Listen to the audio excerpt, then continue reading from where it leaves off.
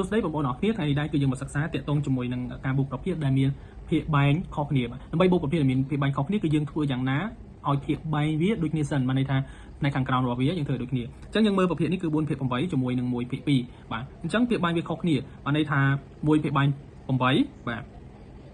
ហើយមួយទៀតហ្នឹងគឺមានភាគបែង2អញ្ចឹងអ្វីដែលយើងត្រូវធ្វើគឺធ្វើយ៉ាងណាឲ្យភាគបែងទាំងពីរហ្នឹងគឺដូចគ្នាសិន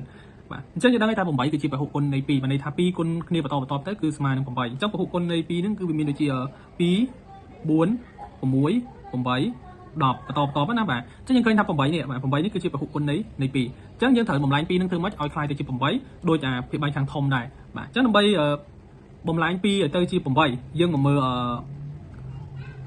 ចំណោទបញ្ហាឬក៏ដំណោះស្រាយបញ្ហាយើងខាងក្រោមបាទអញ្ចឹងខ្ញុំមាន1ភាគ2នេះបាទអញ្ចឹងខ្ញុំចង់បំលែង2នឹងឲ្យទៅជា8បាទអញ្ចឹងយើងធ្វើម៉េចបានន័យថាក្នុងករណីនេះគឺយើងត្រូវតែយក2គុណជាមួយនឹង4ទៅបាន8អញ្ចឹងខ្ញុំយក2គុណនឹង4បាទកាលណាយក2គុណនឹង4គឺយើងបានទៅជា8ដូច្នេះ1យើងត្រូវតែគុណនឹង4ដែរបាទអញ្ចឹងកាលណា1គុណនឹង4បាន4យើងបាន4នៅលើ8អញ្ចឹងការបូកប្រភេទយើងនឹងបានភាគបែងដូចគ្នាបានន័យថា4នៅលើ8បូកជាមួយនឹង4នៅលើ8បាទតោះយើងមកមើល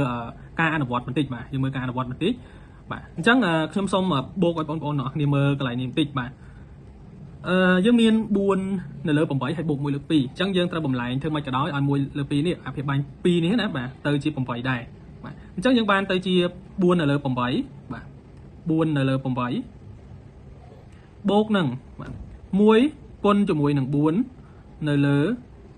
2គុណជាមួយនឹង4បាទអញ្ចឹងយើងបានទៅជា4ចំណោមប៉ុណ្ណេះហ្នឹងគឺវាទៅជា4នៅលើ8ដែរហើយបាទអញ្ចឹងយើងឃើញថាមានភាគបែងដូចគ្នាណាបាទអញ្ចឹងយើងស្មើជាមួយនឹងខ្ញុំសុំសរសេរក្រហមបាទ4បូកនឹង4នៅលើ8យើងដឹងថាការបូកប្រភេទដែលមានភាគបែងដូចគ្នាណានៅពេលដែលយើងតម្រូវភាគបែងឬក៏យើងធ្វើភាគបែងវាដូចគ្នាហើយគឺយើងបូកភាគយកនិងភាគយកផ្នែកខាងលើបញ្ចូលគ្នាហើយភាគបែងខាងក្រោមយើងរក្សានៅដដែលអញ្ចឹងខ្ញុំទទួលបានចម្លើយស្មើប៉ុន្មានបាទចម្លើយដែលខ្ញុំទទួលបានគឺស្មើជាមួយនឹង8ភាគ8បាទ8រក្សានៅដដែលផ្នែកខាងក្រោមបាទអញ្ចឹង8ភាគ8ស្មើប៉ុន្មានបាទ8ភាគ8បានន័យថា8ចែកឲ្យ8ក្នុងករណីដែលយើងចែកដាច់អញ្ចឹងស្មើជាមួយនឹង1បាទអញ្ចឹង1នេះគឺជាចម្លើយដែលយើងទទួលបានពីការដែលយើងបូកប្រភេទហ្នឹងបាទអញ្ចឹងសង្ឃឹមថានេះគឺជាគន្លឹះសំខាន់មួយដែលអាច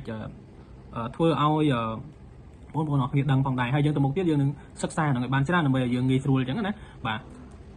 អរគុណច្រើនបងប្អូនអរគ្នាហើយយើងជួបគ្នានៅវីដេអូក្រោយ